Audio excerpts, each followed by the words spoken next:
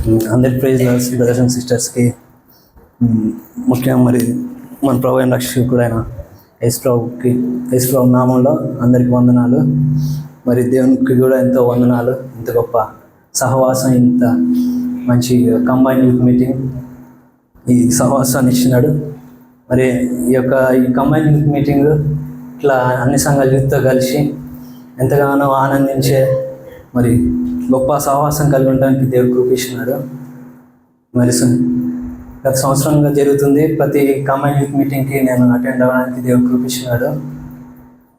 క్లుప్తంగా 2 మాటలే చెప్తాను.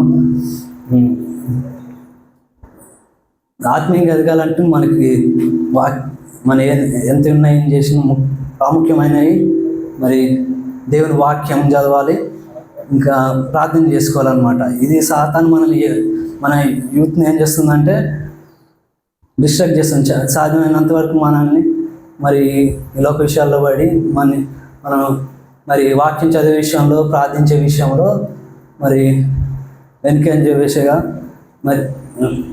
వెనకాడికి వేయడానికి మరి అవకాశం ఉంది. అయితే ఈ కంబైన్ యూత్ మీటింగ్ ద్వారా మరి క్విజ్ ద్వారా వాక్యాన్ని అధికంగా చదివి దేవునితో మరి గడపడానికి, దేవుని గురించి తెలుసుకోవడానికి, దేవుని స్వరూపం మారడానికి మరి ఎంతగానో ఉపయోగపడింది అనమాట. ఇంకా ప్రార్థన విషయంలో కూడా మరి కంబైన్ యూత్ మీటింగ్ కొరకు మరి గ్రూప్లో ప్రతి వారం మనం మరి యవన బిడ్డలంగా ప్రార్థనకి చేరువస్తున్నాం అనమాట. అటు రీతిగా మరి ప్రార్థించడానికి కూడా దేవుడు ఎంతగానో మరి పురుకొల్పి మరి ప్రార్థన సహవాసాన్ని ఇచ్చినాడు అనమాట. లాస్ట్ టైం మన షాపులో జరిగినప్పుడు మరి క్విజ్ చెప్పినప్పుడు ఆన్సర్ చెప్పినప్పుడు పుస్తకం ప్రైజ్ వచ్చింది. అది ప్రార్థన గురించి ఉందన్నమాట. అందులో ప్రార్థన గురించి ఏమైనా ఉందంటే అది ప్రార్థించడం ద్వారా కూడా మనం దేవుని స్వరూపంలోనికి మార్చబడతాం అనమాట. యేసుప్రభు కూడా నిత్యం మన కొరకు తండ్రి కృపాక్షంలో ఉండి మరి నిత్యం ప్రార్థిస్తూ ఉన్నాడు. అటు రీతిగా మరి ప్రార్థించడం ద్వారా కూడా మనం దేవుని స్వరూపంలోనికి మార్చబడతాం అనమాట. ఆ విషయాన్ని మరి తెలుసుకోవడానికి దేవుడు కృపించినాడు. ఇంకా ప్రార్థన చూసినట్లయితే మేము మా యూత్ ఏలిం సంఘంగా మేము ఉదయం 5 గంటలకు లేచి మరి ఒక గంట మేము యవన బిడ్డలు అందరం ప్రార్థించుకుంటాం అనమాట. దాని ద్వారా మేము ప్రార్థన చేసేదా అనేది మా యూత్లో మాకు ఆ భయం అనేది లేకుండా మేము ఈజీగా ప్రార్థించగలుగుతున్నాం. అందుని బట్టి దేవుడికి వందనాలు. అట్లే గొప్ప కాదు కానీ కేవలం సాక్ష్యం కొరకే చెప్తున్నాను. మరి కంబైన్ యూత్ మీటింగ్లో మనం జాయిన్ అప్ చూసినట్టయితే మరి మా సహవాసం నుంచే మరి 10 మందికి ప్రార్థన చేసేలా 6-7 మంది మరి ఏమి నుంచే యవన బిడ్డలు ఉంటారు. చూడండి, అంటే గొప్ప కాదు కానీ అది మేము పొద్దున్నే ఉదయం ప్రతిదినం మేము ప్రార్థించడం వల్ల మా ప్రార్థన అనేది అంత ఈజీగా దేవునితో మేము ప్రార్థించడం అనేది అది సాధ్యపడింది అన్నమాట. అలాగే ఇంటిగా మరి వాక్యాన్ని నేర్చుకోవడానికి, ప్రార్థించడానికి మరి కంబైన్ యూత్ మీటింగ్ అనేది అయితే ఇట్లా యూత్గా మేము చేరి రావడానికి మరి యూత్గా ఉండడానికి దేవుడు ఎంతగానో సహాయపడినారు. మరి మీరు కూడా వీలైతే మీరు కూడా గ్రూప్ జాయిన్ అయ్యి, ఇప్పుడు మన సోషల్ మీడియాలో ఉన్నాం కాబట్టి మేము ఆన్లైన్ మంగళవారం ట్యూస్డే ఎట్లయితే మనం మీటింగ్ చేసుకుంటాం అట్లా మేము ప్రతి ఉదయం చేస్తాం అనమాట. సాధ్యమైతే మీరు కూడా యూత్ ఉదయాన్నే 5 గంటలకు లేచి 1 గంట మరి మీరు కూడా ప్రార్థించుకోవడానికి సిద్ధపడండి. వీలైతే మేము సింపుల్గా వాక్యం ఒక వచనం చదువుకొని ఆ వచనం బట్టి ప్రార్థన చేసి ఒకరినొకరు పంచుకుంటాం అనమాట మా సమస్యలు. అటు రీతిగా దేవుడు ఎంతగానో ఈ యూత్ ద్వారా సాయం చేసినాడు. కంబైన్ యూత్ మీటింగ్ ద్వారా సాయం చేసినాడు. కొద్ది సాక్ష్యాన్ని దేవుడు దీవించింది కాక.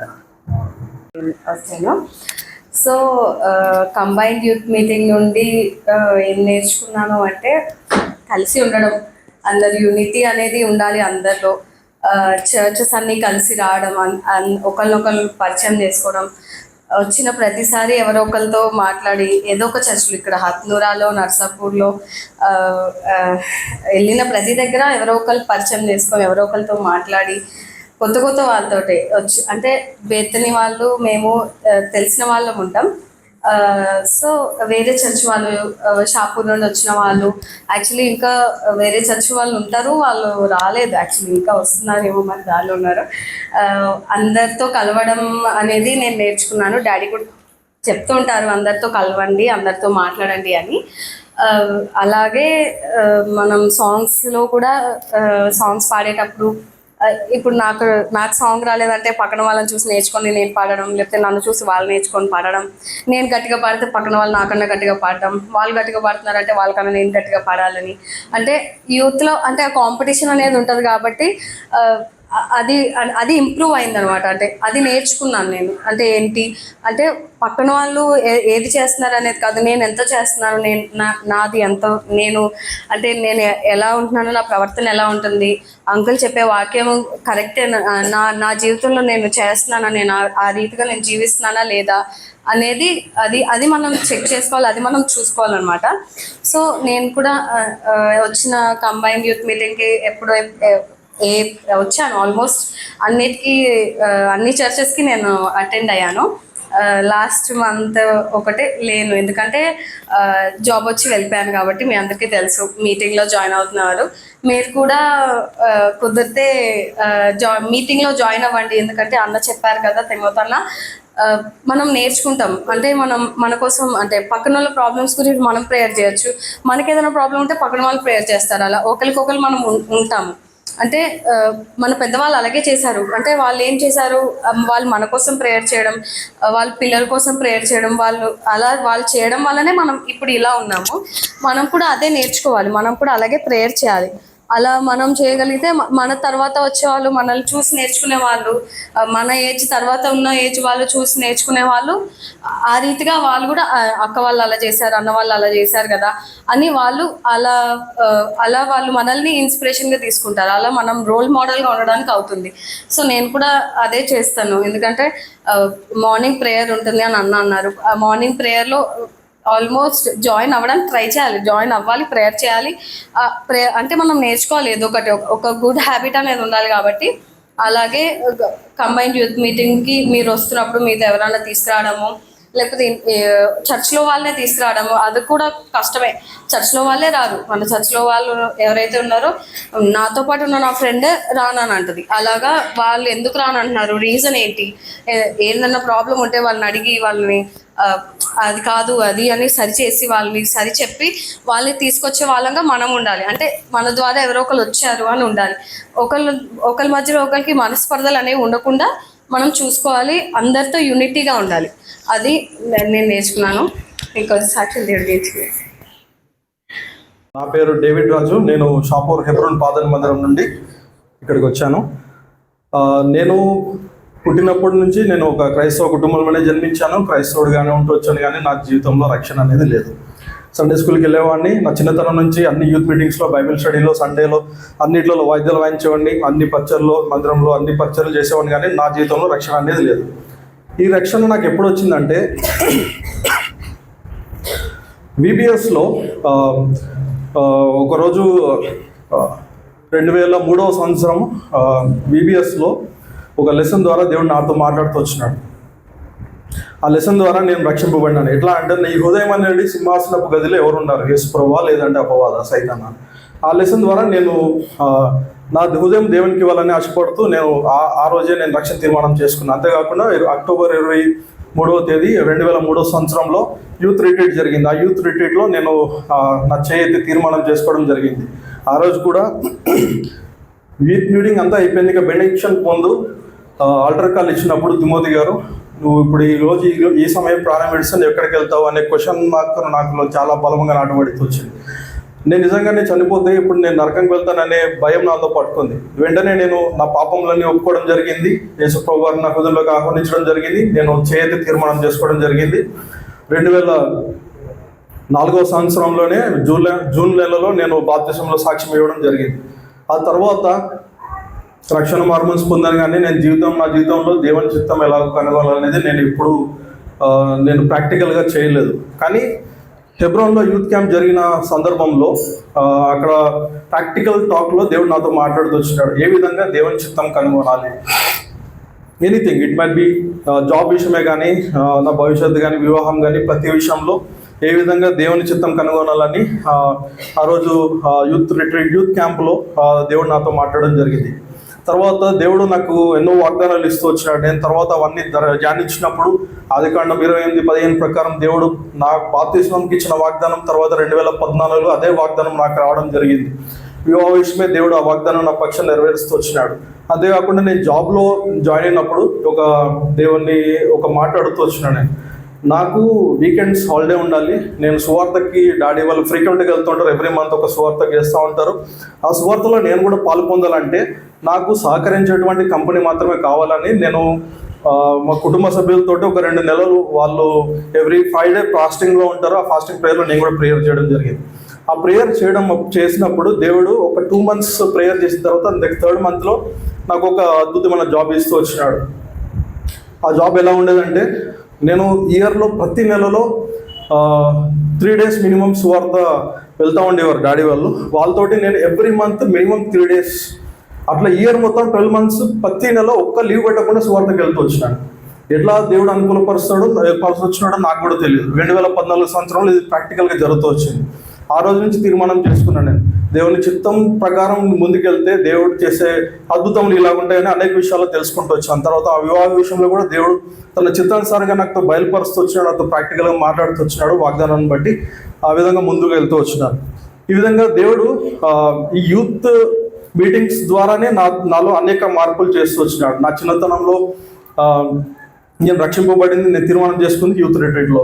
తర్వాత దేవుడు అనేకసార్లు నాతో మాట్లాడుతూ వచ్చింది హెబ్రోన్లో జరిగిన యూత్ క్యాంప్స్లో.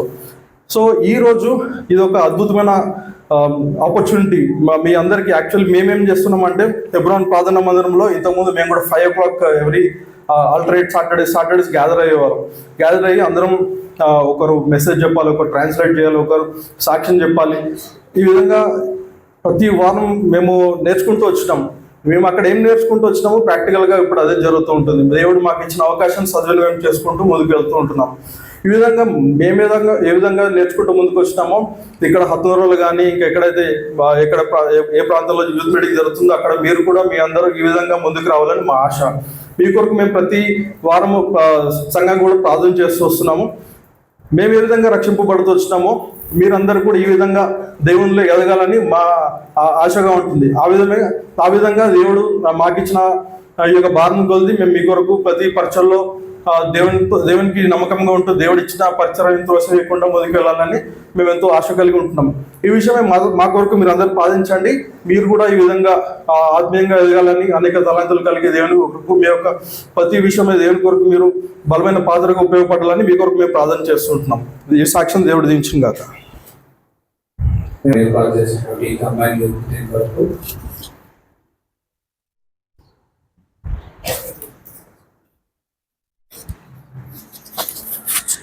Praise lord. దేవుని నామమునకు వందనములు. కంబైన్డ్ యూత్ మీటింగ్ కలిగి ఉండడం అనేది నిజంగా it's a God's plan and it's a blessing to all. అదెంత ఆశీర్వాదకరం. మేము చదువుకునేటప్పుడు కంబైన్డ్ యూత్ మీటింగ్కి మేము వెళ్ళాలంటే ఎవ్రీ మంత్ ఫస్ట్ సాటర్డే హెబ్రోన్కి వెళ్ళే వాళ్ళం, ఆర్టీసీ క్రాస్ రోడ్స్.